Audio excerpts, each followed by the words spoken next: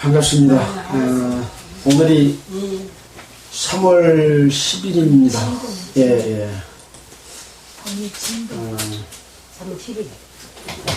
3월 10일. 네. 네, 그렇죠. 예, 예. 오늘은 열왕기상 12장을 할 차례입니다. 열왕기상 12장.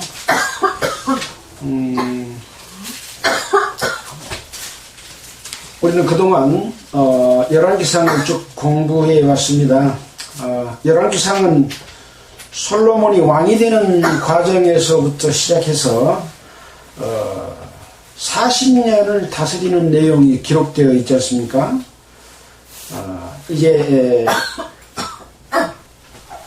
솔로몬 왕은 하나님의 거하실 처소를 성전을 짓고 또 자기 왕궁을 짓고 하나님께 구하는 그 기도가 바로 지혜를 구함으로 말미암아 하나님의 마음에 합당하게 여겨졌기 때문에 지혜도 주시고 부와 영광도 함께 주심으로 말미암아 그때 당시 그 많은 열방들을 이 솔로몬 왕 앞에 굴복시켰습니다. 전쟁으로 굴복시키는 것이 아니라 그 솔로몬의 지혜를 배우고 듣기 위해서 솔로몬에게 찾아와서 애물을 바치고 스스로 이렇게 그 솔로몬에게 굴복하는 그러한 놀라운 하나님의 그 은혜와 능력, 부와 영광을 얻었습니다. 이런 솔로몬이 하나님의 축복을 유지하기 위해서는 조건이 있었지 않습니까? 하나님의 율례와 계명을 지키고 네 아비 다윗과 같이 그렇게 행하면 왕이 이어지는 그 대를 영원히 함께 하겠다고 했지만 솔로몬은 이런 많은 부귀 영화를 누리면서 하나님께 그 모든 감사와 축복을 드린 것이 아니고 자기를 위하여 원하던 일을 하게 됩니다. 그래서 사람의 마음이 하나님께 감사하는 하나님 중심으로 살아가는 것이 아니라 자기 중심으로 살게 될 때 결국은 범죄하고 하나님과 함께할 수 없는 하나님에게로부터 떠나고 축복에서 저주로 바뀌는 이런 내용들을 우리는 그동안에 성경을 통해서 많이 배워왔습니다. 열왕기상 9장 1절에 보면 물 자기를 위하여 원하던 일을 마친 때라고 기록되어 있을 때 뭔가 걱정스러운 일이 일어나겠구나라는 생각을 해볼 수도 있었지 않습니까? 그래서 여호와께서 다시 솔로몬에게 나타나서 하셨던 말씀이 있었잖아요. 바로 그 말씀을 마음에 두었다면은 하나님을 떠나지 않았을 것이다 하는 거죠. 그런데 하나님을 떠나서 이제 처와 첩들을 1000명이나 두었지 않습니까? 나중에는 나이 들어서 그 처와 첩들이 섬기던 우상을 함께 섬기는 산당도 지어주고 함께 우상을 섬기는 그런 범죄까지 이르게 됩니다. 어떻게 이 지혜를 받은 솔로몬이 그런 일을 할 수 있는 것인지 참으로 이 사람의 마음은 한번 하나님을 떠나고 잘못된 길로 가게 되면은 돌이킬 수 없는 방향으로 치달아 버리는구나 하는 것을 우리는 생각하게 됩니다. 성도들의 삶도 마찬가지입니다. 늘 하나님의 뜻을 생각하고 그 뜻을 따라서 살아가고 늘 자기 자신을 하나님 앞에 드러내놓고 하나님 중심으로 살지 않으면 자기 생각과 자기 욕심대로 살게 되면 자기도 모르는 사이에 엉뚱한 대로 가서 살 수밖에 없는 것이 사람이고 성도들이다라고 하는 것을 우리는 생각해 볼 때에 우리가 배울 교훈들은 바로 이 성경 가운데서 그 답을 또 찾고 배워야 된다라고 하는 것을 생각해 보게 됩니다. 자, 열왕기상 11장 43절에 보면 솔로몬이 그 열조와 함께 잠에 그 부친 다윗의 성에 장사되고 그 아들 르호보암이 대신하여 왕이 되니라. 결국 솔로몬은 이제 죽었습니다. 그러면 이제 르호보암이 왕이 되니라고 했고 12장에서는 르호보암이 왕이 되는 과정에서부터 시작해서 기록이 되어 있습니다. 이 내용들을 함께 살펴보면서 다시 한번 앞의 내용과 연관해서 함께 생각해 보도록 하겠습니다. 열왕기상 12장 1절 르호보암이 세겜으로 갔으니 이는 온 이스라엘이 저로 왕을 삼고자 하여 세겜에 이르렀음이더라.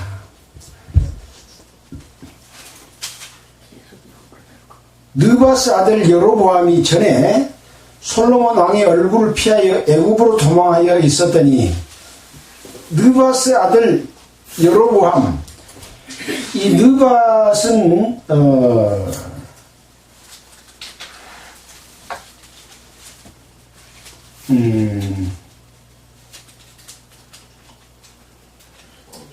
역시 이스라엘의 다음에 나옵니다마는 지파 속에 에브라임 족속에 속하는 그러한 사람입니다.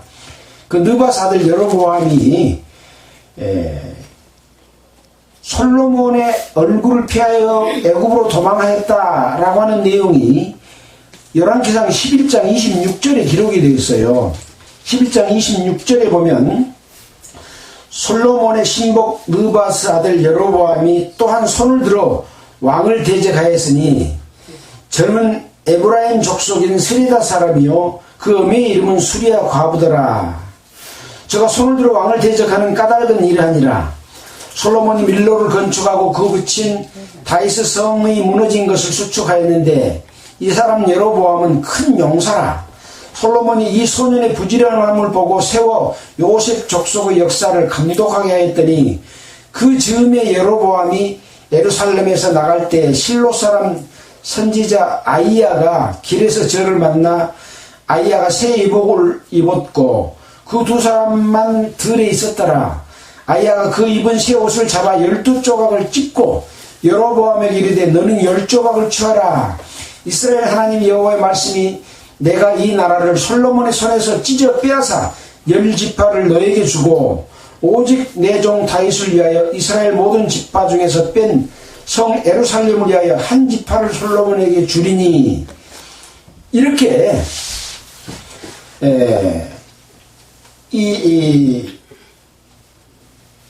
아이야 선지자, 실로 사람 선지자 아이야가 솔로몬이 하나님 앞에 죄를 지음으로 말미암아 이 10지파를 나눠주려고 했는데 그 사람이 바로 이 여로보암이었던 거죠.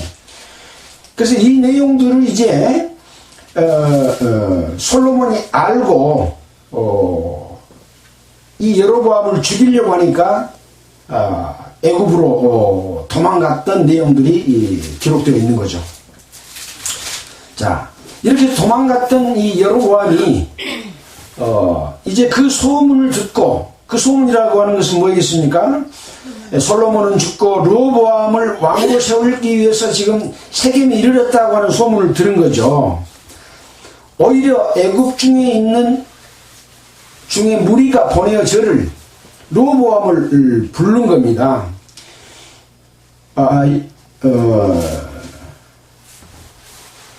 무리를 보내어 저를 불렀더라. 르호보암을 불러서 여로보암과 이스라엘의 온 회중이 와서 르호보암에게 고하여 가로되 왕의 부친, 그러니까 르호보암 왕의 부친이 우리의 멍에를 무겁게 하였으나 왕은 이제 왕의 부친이 우리에게 시킨 고역과 매운 무거운 멍에를 가볍게 하소서. 그리하면 우리가 왕을 섬기겠나이다. 그래서 솔로몬 왕이 많은 역군을 모아가지고 일을 했던 것을 우리는 보았잖아요. 그 무거운 짐을 그동안에 지어줬었다. 근데 이제 르호보암이 왕이 되니까 당신은 우리에게 당신 아버지가 시킨 고역과 무거운 멍에를 가볍게 해주면 우리가 왕을 섬기겠다, 이렇게 이야기를 합니다. 이 솔로몬이 시킨 멍에가 뭐냐라고 하는 내용은 열왕기상 4장 7절 또 22절부터 23절에 기록되어 있습니다.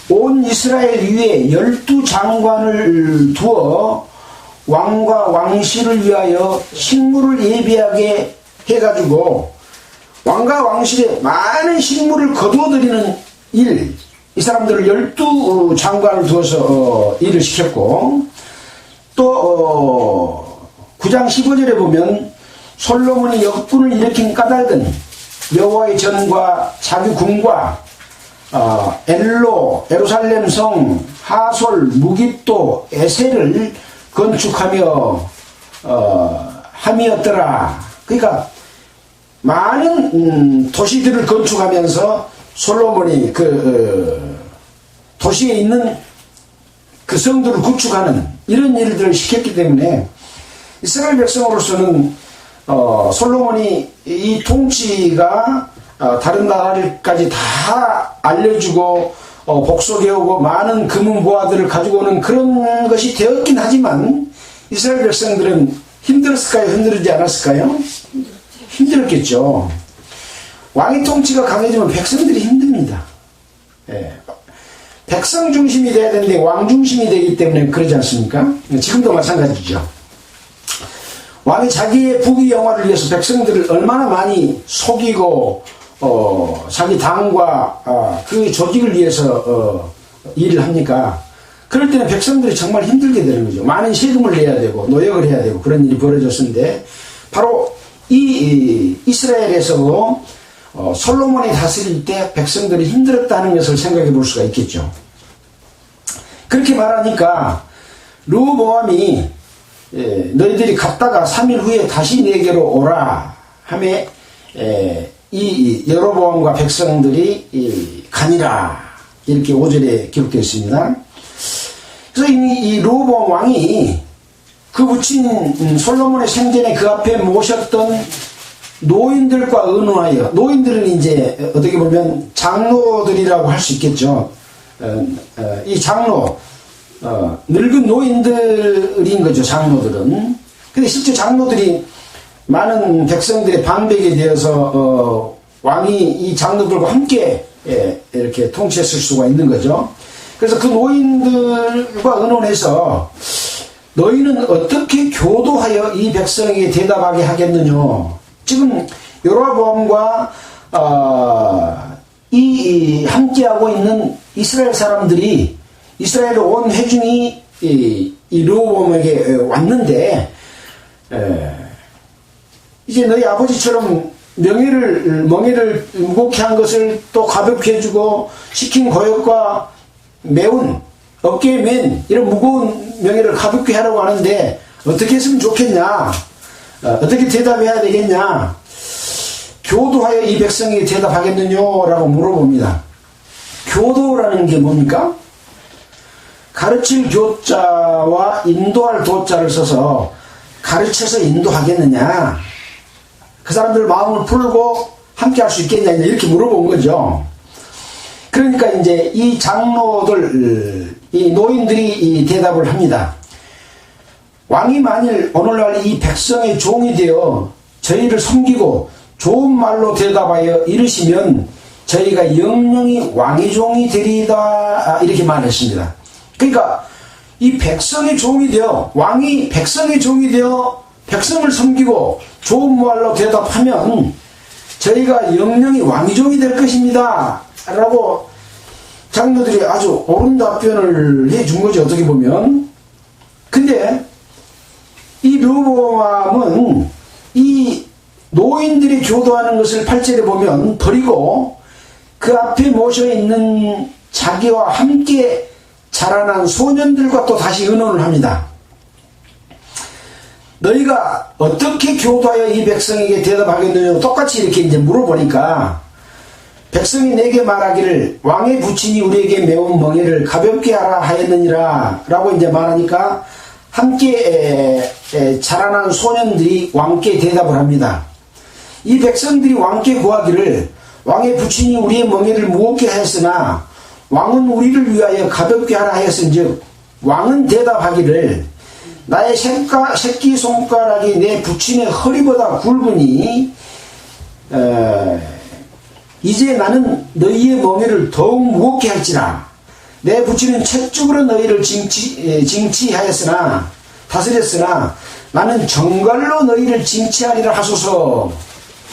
그러니까 한마디로 말해서 여로보암과 이 이스라엘 온 회중이 와가지고 한 말을 무시하고 더욱더 중하게 다스려서 더 무겁게 멍에를 무겁게 해줘야 됩니다 라고 이렇게 답변을 합니다. 이제 12절에 보면 3일 만에 3일에 다시 오라 했잖아요. 여로보암과 모든 백성이 르호보암에게 나왔으니 이는 왕이 명하여 이르기를 3일 만에 내게로 오라 하였습니다.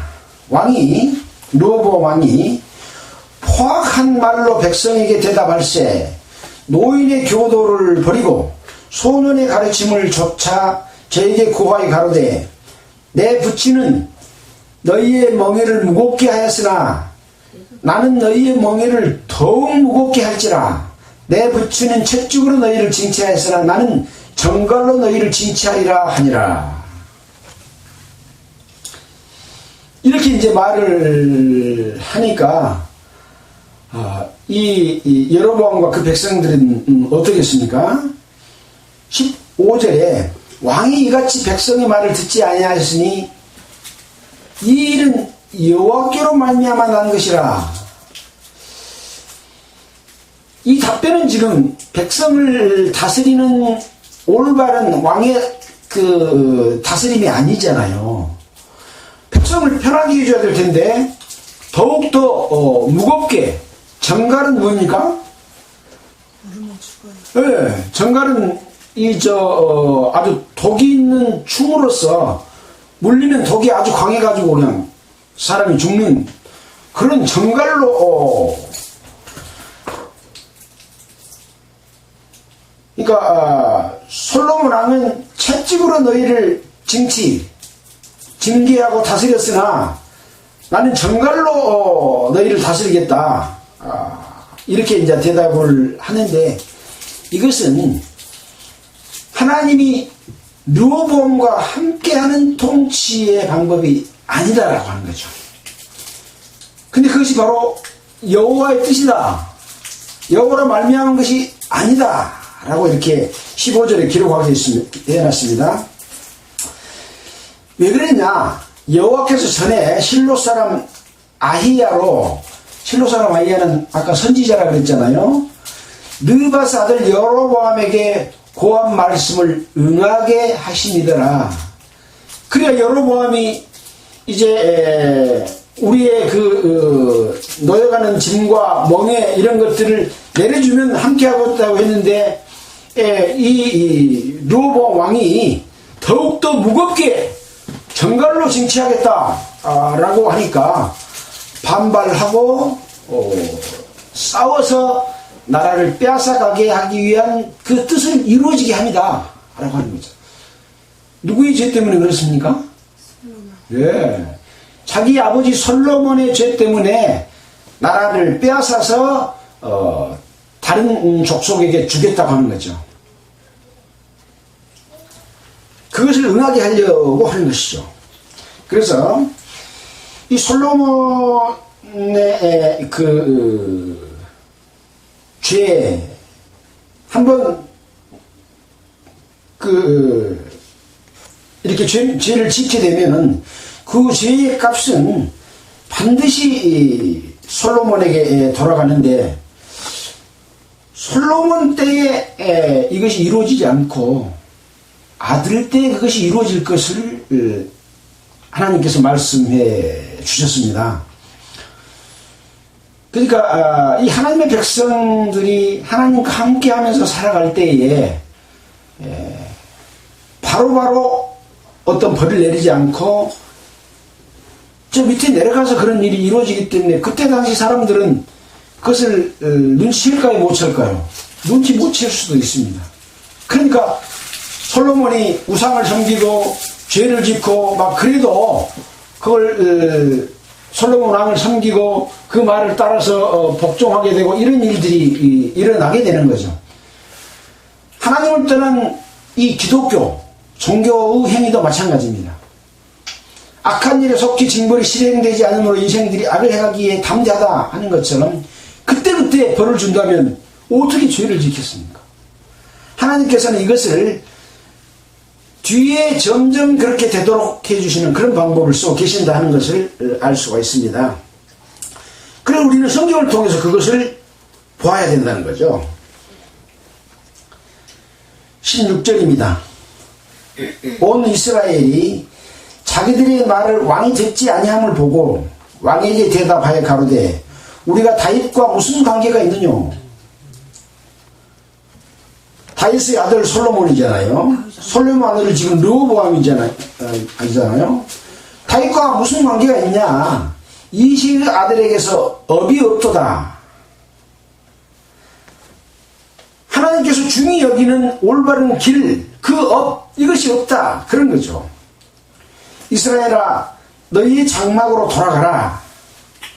다윗이여, 이제 너는 네 집이나 돌아보라 하고 이스라엘이 그 장막으로 돌아가니라.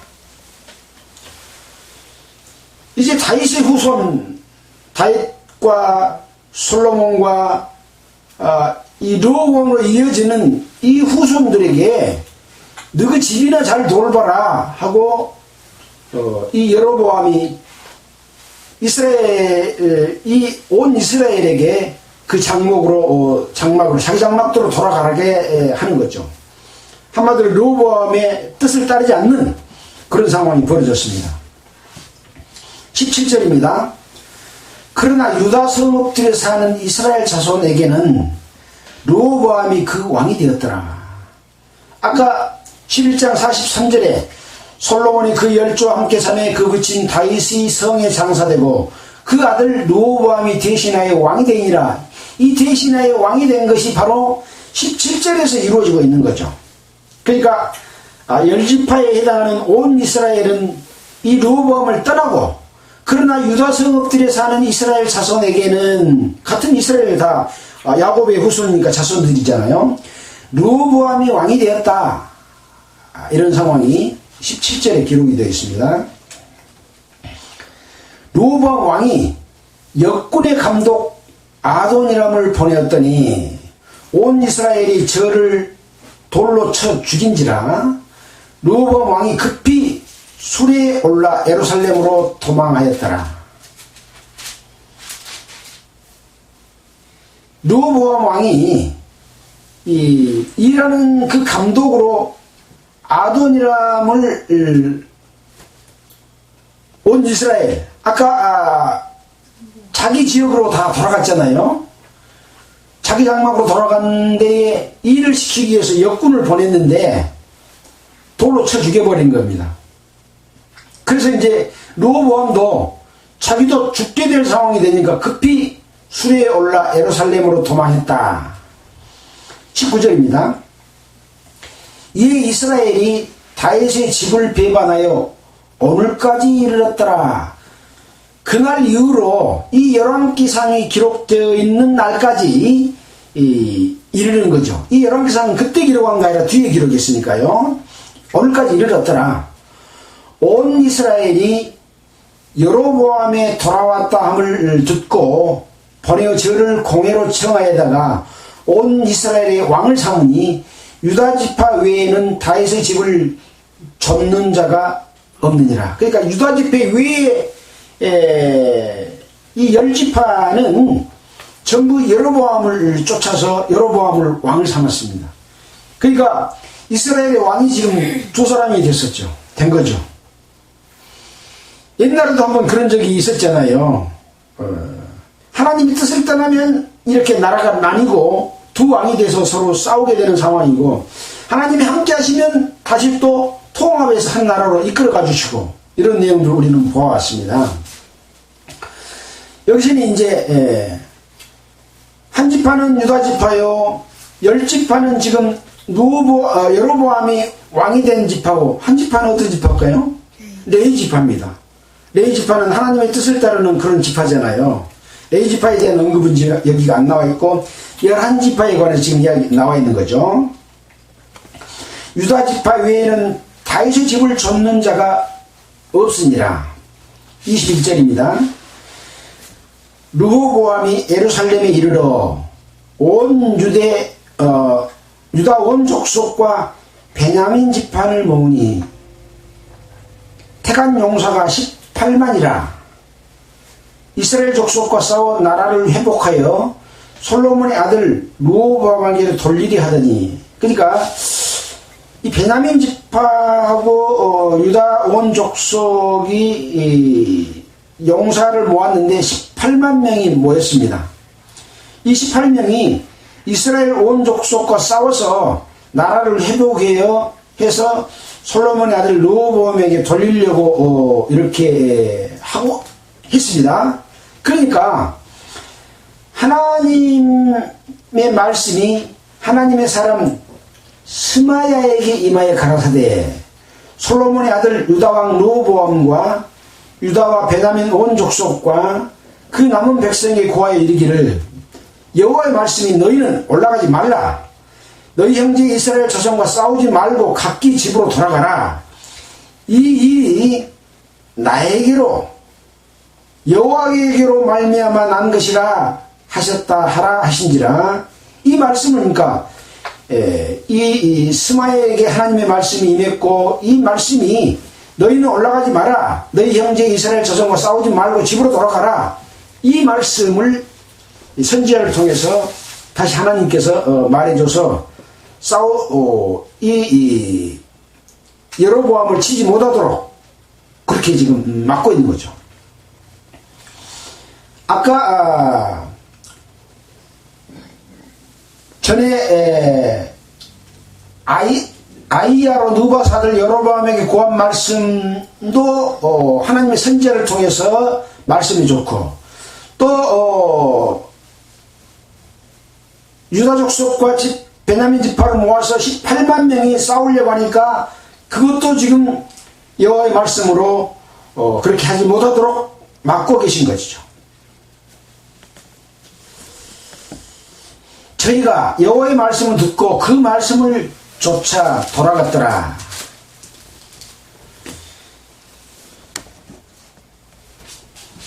하나님의 지금 이러한 그 행하심은 솔로몬과 솔로몬의 아들로서 왕이 된 르호보암과 지금 함께하고 있지 않다고 하는 것을 쉽게 느낄 수 있지 않습니까? 하나님의 율례와 계명을 떠나서, 계명을 떠나면 무엇대로 살아가요? 자기를 위하여 자기 방법대로 살아가는데, 그 자기 방법은 마귀의 방법인 거죠. 마귀를 쫓는 것이고 우상을 섬기는 겁니다. 그래서 이 모세에게 주신 법도를 지키지 않는 것, 이것은 지금 출애굽기 이후에서부터 계속 지금 해오신 말씀이잖아요. 그 법도를 지키지 않음으로 말미암아 이스라엘 백성들이 얼마나 많은 하나님으로부터 그 고난을 받았습니까? 3일이면 갈 수 있는 가나안 땅을 39년을, 1년은 이제 율법 받는 거의 기간이었으니까요. 39년을 돌아서 가도록 그렇게 했던 것도 이 금송아지를 만들어 놓고 그것을 섬기고 중간에 원망하고 하나님의 말씀과 뜻을 따르지 아니하고 우상을 섬기고 죄를 짓고 간음하고 이런 일들 때문에 그랬던 것을 우리가 배워왔잖아요. 그래서 이 하나님의 뜻을 저버리는 것은 곧 자기 뜻을 따르는 것이고 자기 생각을 따르는 것이고 자기 지혜를 따르는 것인데, 결국은 이 모든 것은 다 하나님을 섬기는 것이 아니라 마귀를 섬기는 것이 되는 거죠. 하나님의 뜻이 아닌 것은 다 마귀일 겁니다. 그리고 내가 한다고 하는 것도 마귀의 종이 돼서 하는 것 결과를 초래하게 되기 때문에 바로 이런 솔로몬이 처와 첩들을 많이 두고 나이 들어 늙으니까 그 처와 첩들에게 산당을 지어주고 거기 절하고 제사 지내고 심지어는 아이들을 잡아다가 그 우상에 입속했다가 집어여서 태워서 죽이는 이런 일까지 하게 되는 이런 범죄를 저지르게 된 거죠. 지금은 그렇게 누가 형식적으로 그렇게 하겠습니까? 그런데 하나님을 떠나서 하나님이 방법이 아닌 방법으로 제사 드리고 예배 드리는 행위는 곧 똑같은 거죠. 그 모양만 약간 다르고 미화됐을 따름이지 똑같은 거다 이렇게 보아야 되는 거죠. 그래서 여호와의 방법이 아닌 자기 방법으로 바꾸어서 만드는 것은 곧 금송아지를 섬기는 것이고 또 바벨탑을 쌓는 것과 마찬가지고 종교고 바로 그것이 하나님을 떠난 음료라고 할 수 있는 거죠. 하나님의 방법이 아닌 방법으로 하는 예배드리는 모든 것은 다 음료입니다. 마귀와 함께하고 마귀의 뜻을 따라서 마귀와 하나 돼서 하고 있는데 내가 마귀를 섬긴다 그러지 않습니다. 우상을 만들어 놓고 이것이 바로 우리를 애굽에서 인도하는 신이다 그렇게 한다는 거죠. 자, 보겠습니다. 25절에는 그런 내용이 기록되어 있습니다. 여로보암이 금송아지를 만들다 라고 하는 내용이 기록이 되어 있습니다. 여로보암이 에브라임 산지에 세겜을 건축하고 거기서 살며 또 거기에서 나가서 분위를 건축하고 그 마음에 스스로 이르기를 나라가 이제 다윗의 집으로 돌아가리로다. 어디로 돌아가요? 나라가 이제 다윗의 집으로 돌아가리로다. 아까는 저 앞에서 유다 성읍들에 사는 이스라엘 자손들에게 말하기를 뭐라고 그랬습니까? 다윗이여 이제 너희 집이나 돌아보라 이렇게 말을 했던 자가 이 여로보암이 나라가 이제 다윗의 집으로 돌아가려도다. 만일 이 백성이 예루살렘에 있는 여호와의 전에 제사를 드리고자 하여 올라가면 이 백성의 마음이 유다 왕된 그 주 르호보암에게로 돌아가서 나를 죽이고 유다 왕 르호보암에게로 돌아가리라 하고 이에 계획하고 두 금송아지를 만들고 무리에게 말하기를 너희가 다시는 예루살렘에 올라갈 것도 없도다. 이스라엘에 이제 너희는 애굽 땅에서 인도하여 올린 너희 신이라.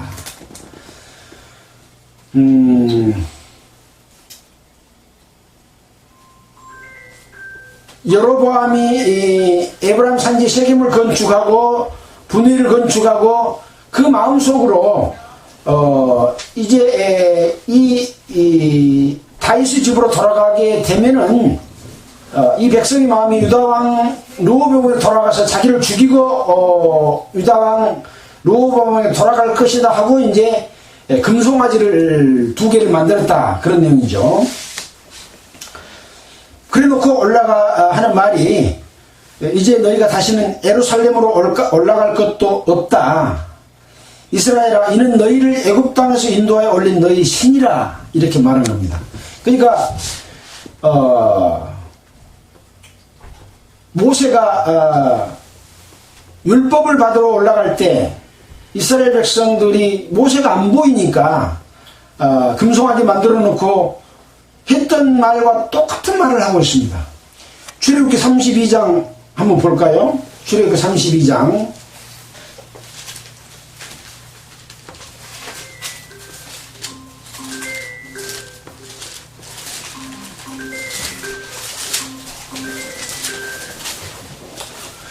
출애굽기 32장 4절 아론이 그 손에서 그 고리를 받아 부어 각도로 새겨 송아지 형상을 만드니 그들이 말하되 이스라엘아 이는 너희를 애굽 땅에서 인도하여 낸 너희 신이로다 하는지라. 이렇게 하고 이 금송아지를 만들어 굽고 거기서 춤추고 섬기고 경배하고 막 희생의 제물을 드리고 막 그랬잖아요. 이스라엘아 이는 너희를 애굽 땅에 인도하여 낸 너희 신이다 이렇게 말했습니다. 이것이 우상이다, 이것이 마귀다, 우리 그러니 마귀를 섬기자 그렇게 하지 않습니다. 바로 이 여로보암도 금송아지 2개를 한나가야로 2개를 만들어 놓고 이것이 너희를 애굽 땅에 인도하여 낸 신이다라고 말합니다. 하나님은 항상 이스라엘 백성에게 늘 출애굽했던 내용과 이스라엘 백성을 인도했던 그 하나님을 생각해라, 잊지 말아라 그렇게 이야기하고 있는데 정반대인 금송아지를 섬기는 것을 여로보암은 지금 이야기하고 있는 거죠. 하나는 베델에 두고 하나는 단에 둔지라. 이 일이 죄가 되었으니 이는 백성들이 단까지 가서 그 하나에게 숭배함이더라. 단은 저 위쪽을 이야기하잖아요. 그래서 거기까지 가서 하나에게 숭배함이더라. 저것도 선당들을 짓고 레위 자손 아닌 보통 백성으로 제사장을 삼고 아론의 자손, 레위 자손만 이 제사를 지낼 수 있는 그 역할을 맡도록 하나님이 그렇게 해주셨습니다. 이건 무엇을 의미를 할까요? 지금으로 본다면 뭘 의미할까요? 제사장, 누가 제사장 될 수 있어요? 네? 레인. 그러니까 레인만, 아론만 제사장 자손이 되고 레인은 제사를 맡는데 돕는 일을 하고 지파별로 역할들이 각각 달랐잖아요. 근데 우리가 베드로 전서니까 너희는 왕같은 제사장이다 그랬어요. 성도들을 향해서. 지금의 제사장은 구원받은 성도들이 왕같은 제사장인 거예요. 그러니까 성도들만, 구원받은 자만 하나님께 제사 드릴 수 있어요. 그 제사가 지금은 뭡니까? 예배입니다. 예배 드릴 수 있는 거예요. 근데 여기 보면은 레위 자손 아닌 보통 백성으로 제사장을 삼았다고 하는 것은 지금으로 말하면 구원 안 받은 사람을 목사시키고 직분 줘가지고 예배 드리게 하는 거예요. 이것이 하나님 앞에 죄가 돼요? 안 돼요? 죄가 되죠. 그래서 구원받지 않는 사람에게는 목사 시켜서도 안 되고 전도사 시켜서도 안 되고 집사 시켜서도 안 되고 장로 시켜서도 안 된다는 것을 이야기하고 있어요. 하나님의 일은 하나님의 백성만 할 수 있는 거예요. 그 중에서도 이 레위 지파는 제사의 일을 담당하고 있잖아요. 근데 여기 보통 백성으로 제사장을 삼고 라고 말하고 있는 것은 우리는 굉장히 중요한 내용이다. 또 8월 곧 그달 15일로 절기를 정하여 유다의 절기와 비슷하게 하고 단에 올라가되 베델에서 그와 같이 행하여 그 만든 송아지에게 제사를 드렸으며 그 지은 산당의 제사장은 베델에서 세웠더라. 그러니까 이 하나님의 백성 아닌 보통 백성, 레위 자손 아닌 보통 백성으로 제사장을 삼았고 날짜도 자 볼까요? 8월 곧 그달 15일로 정하여 유다의 절기와 비슷하게 하고 거기 유다의 절기에 리을이라고 써놨어요. 리을은 레위기 23장 33절이라고 써있는데 봐야 되겠죠. 레위기 23장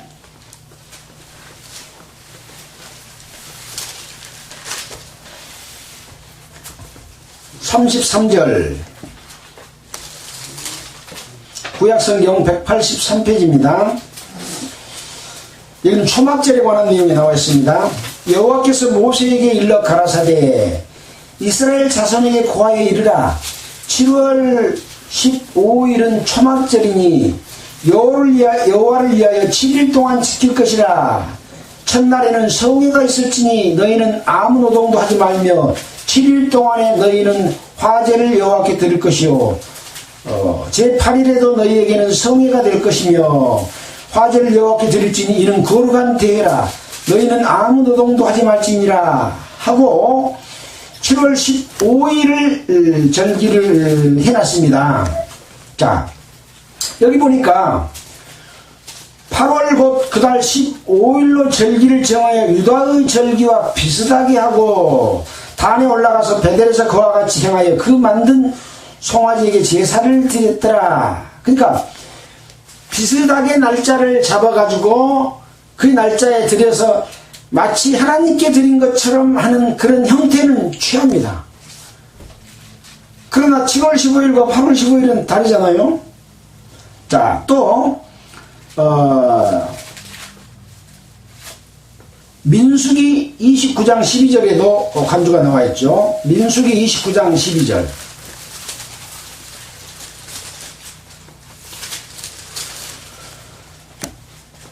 구약성경 246페이지 7월 15일에는 너희가 성회로 모일 것이요 아무 노동도 하지 말 것이며 여기는 장막절에 관한 내용이 기록이 되어 있고 7일 동안 이 절기를 지키라 이렇게 해서 제사법에 관한 내용이 기록이 되어 있습니다. 비슷하기는 한데 다른 거죠. 제사장도 레이저선으로 시켜야 되는데 보통 백성을 하고 날짜도 15일은 같은데 또 다른 틀리고 이렇게 해서 비슷하게 해가지고 절기를 지킵니다. 그 누구한테 제사를 지냅니까 지금? 여호와께 지냅니까? 금송아지한테 제사를 지내는 거죠. 금송아지가 뭡니까? 금송아지는요 눈에 보이는 외형이고 그것이 곧 하나님께 드린다고 하는 형상으로 나타내 보이는 거죠. 하나님이 안 보이니까 금송아지 만들어 놨어요. 하나님은 이 우주 만물 가운데 다 계십니다. 솔로몬이 지은 전에 계시겠느냐? 우주 가운데 충만하신 하나님이 그 좁은 전에 계시겠느냐? 솔로몬이 지은 성전을 솔로몬도 그렇게 말했잖아요. 우주 가운데 계신다. 근데 그 계신 하나님을 이 우상으로 표해가지고 하는 것은 무엇을 이야기합니까? 바로 지금으로 말하면 좋은 하나님의 지어진 교회당 지어놓고 거기에 하나님이 계신다고 그것을 섬기는 것, 그건 바로 금송아지입니다. 똑같습니다. 이 여로보암이 말한 금송아지하고 지금 예배당 좋게 지어놓고 거기 하나님 계신다. 그러니 이 좋은 성전에 와서 예배드리라 하고 성전 봉헌식 한다고 하잖아요. 입당식 한다고 하잖아요. 이거 다 금송아지입니다. 예, 똑같습니다. 하나님은요 성전에도 안 계신다고 말했잖아요. 그리고 너희가 내 율례와 계명을 쫓지 않고 우상을 섬기면 이 전이라도 내가 던져버리겠다. 그런 하나님인 것을 왜 그 마음을 모릅니까? 예. 외형과 형식을 쫓는 이 종교 행위들은 다 금송아지인데 바로 여로보암이 지금 솔로몬이 하나님을 떠나니까 여로보암에게 나라를 나뉘어 10지파를 주고 금송아지 섬기게 하게 되면은 솔로몬도 저주를 받고 여로보암도 하나님의 뜻을 지금 따라서 행하지 못하는 그런 난관에 부딪히게 되는 상황을 설명해 주고 있는 것이죠.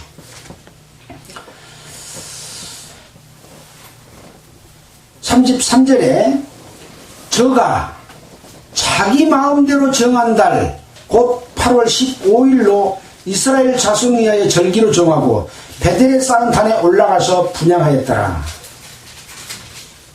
이 제사법은 아주 자세하게 만들어져 있습니다. 하나님이 전을 지을 때도 그 제도가 있습니다. 길이와 높이와 규격, 그 다음에 그 안에 놓아둔 각종 향단과 물품들 이런 모든 것들은 전부 자세하게 기록이 되어 있고 왜 그렇게 기록을 했냐 하면 너그 마음대로 만들었다가 놔두고 그것 가지고 하나님 앞에 제사 지내지 마라, 하나님 앞에 예배 드리지 마라, 그래서 그런 겁니다. 복잡하게 한 이유가 그겁니다.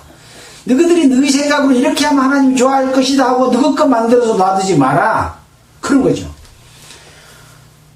대제사장의 두 아들이 다른 불로 제사 지내다가 축사해 버렸잖아요.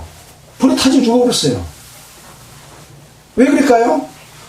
하나님의 방법이 아닌 방법으로 제사 드리면 안 되기 때문에 죽인 겁니다. 그런데 지금 현재 기독교 종교가 되어버린 이 예수를 믿는다고 하는 사람들의 각종 교파들이 또는 천주교까지 포함해서 이 하나님의 이름을 부르고 예수님의 이름을 부르는 모든 자들이 지금 드리는 그 예배의 형태, 그 옛날로 말하면 제사의 형태잖아요. 하나님 뜻대로 하고 있다고 생각이 들겠습니까? 성경에 비춰서 뭐가 하나님의 뜻인지 그 하나님의 마음을 알게 되면 눈에 그냥 보여요.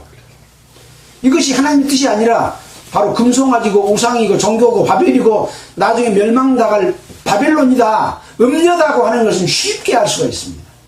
그것이 안 보이면 구원받았다고 할지라도 눈이 가려져 버린 겁니다. 뭐 때문에?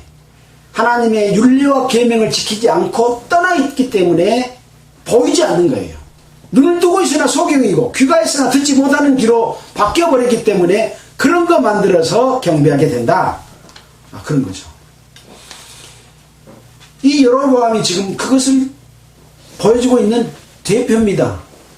출애굽 때 이스라엘 백성들이 아론과 함께 금송아지 만들어 놓고 거기 절하고 춤추고 거기다가 제사 지낸 것과 똑같은 형태, 지금 그 위치로 다시 돌아와 버렸다니까요. 뭐 때문에? 솔로몬이 하나님을 떠나서 저 적들을 많이 두고 우상을 섬겼기 때문에 이런 결과가 오게 된 거죠. 그러나 하나님이 이스라엘 백성을 버리겠습니까? 그러나 한 지파를 이어가면서 지금까지 이어오게 되고, 그 아브라함과 이삭과 야곱과 또 마태복음 1장에 있는 아브라함과 다윗의 자손 예수 그리스도의 세계라로 그래도 한 줄기를 이어오면서 어떤 사람이 하나님의 뜻을 따라서 축복을 받고 하나님이 그들과 함께하는지를 이제 예수님을 통해서 성취시키고 완성하고 마지막까지 인도하고 있는 겁니다. 예수님은 구약의 이 역사 중에서 제사법을 완성하신 분입니다. 이스라엘 백성들은 애굽에서 6월절 어린 양을 잡아서 제사를 지내서 구원을 받았잖아요.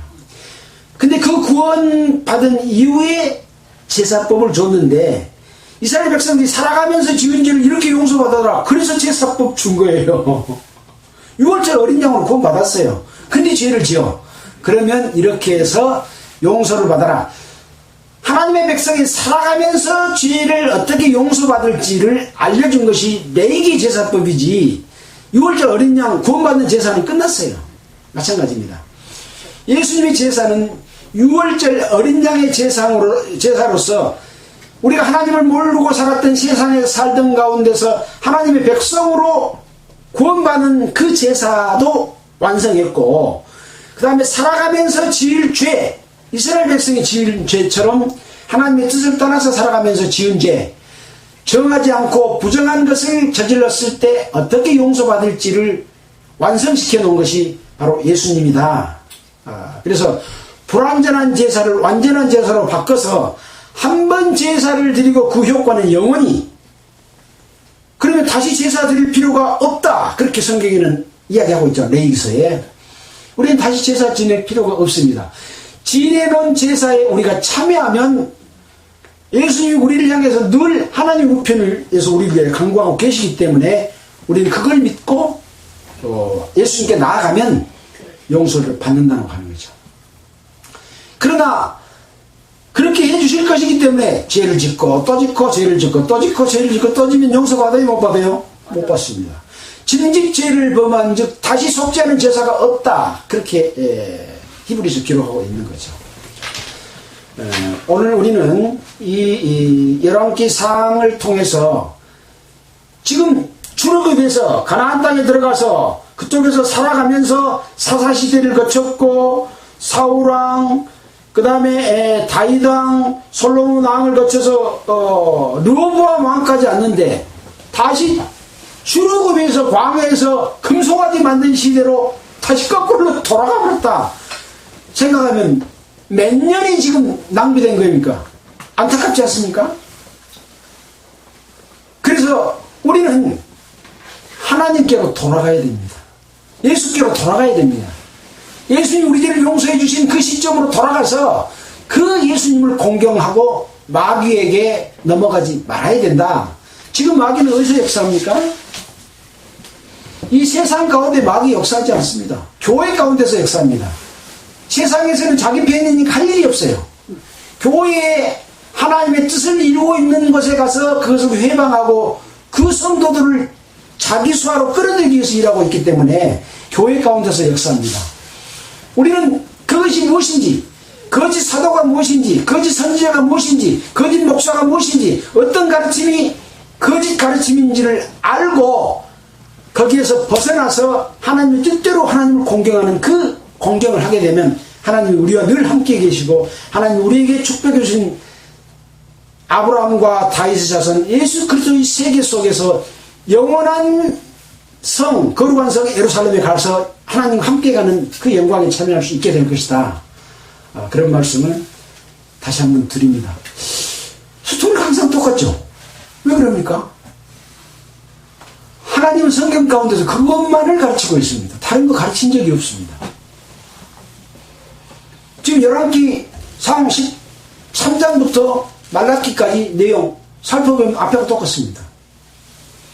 지금 이대로 계속 전쟁이 일어날 겁니다. 그 중에서 또 하나님의 선지자가 나와서 또 지적할 겁니다. 그러면 또 좋아졌다가 또 나빠졌다, 좋아졌다, 나빠졌다 반복할 겁니다. 말라기까지 그렇게 갑니다. 말라기에서 가서 보니까 이 이스라엘 백성들이 하나님을 떠나서 자기들이 배불리 먹고 하나님께 거짓말하고 재물도 갖다가 그 쩔뚝발이 눈먼 거, 또 빼앗은 거, 사기한 거 이런 거 갖다 제사 지내요. 그러니까 예수님이 와서 성전을 엎어버렸잖아요. 그리고 예수님이 새로 시작한 겁니다. 이것이 뭔지를 모르면 안 된다는 거죠. 그래서 하나님은 창세기에서부터 요한계시록까지 똑같은 하나님이에요. 다른 거 없어요. 믿는 것이 복잡하면 우리가 어떻게 하나님을 공경하겠습니까? 복잡하지 않습니다. 간단합니다. 하나님의 율례와 계명을 따라서 하나님이 주신 제사법을 따라서 제사 지내고 살아가는 삶, 예배드리고 살아가는 삶만 살면 그 외에 우리가 뭐 돈을 바치라고 그래요, 뭔 충성을 하고 뭘 맹세를 하라고 그래요. 그렇지 않습니다. 아주 단순하고 순수한 마음으로 하나님께로만 향해 있으면 되는 거죠. 하나님께로만 순종하면 됩니다. 근데 그 순종이 어려워. 자기 생각과 자기 뜻을 따라서 이렇게 하면 하나님 좋아하실 거야. 아니다는 거죠. 마치겠습니다. 기도드리겠습니다. 하나님 아버지 감사합니다. 하나님이 주신 하나님의 자녀가 되는 길과 하나님 백성이 살아가는 길은 복잡하지 않고 너무나 쉽고 간단한 것을 다시 한번 또 깨닫게 됩니다. 우리 모두 이 쉬운 길을 따라서 하나님을 공경하고 하나님과 함께 살아가는 저희들 되도록 주님 축복하여 주시옵소서. 방송을 통해서 이 말을 듣는 모든 분들에게도 동일한 은혜로 함께하여 주시옵소서. 우리의 가족, 친지들을 구원받고 하나님의 백성으로 살아가도록 능력으로 역사해 주시옵소서. 이 모든 말씀을 우리를 권해 주신 예수 그리스도 이름으로 기도드렸습니다. 찬송가는 313장 하겠습니다.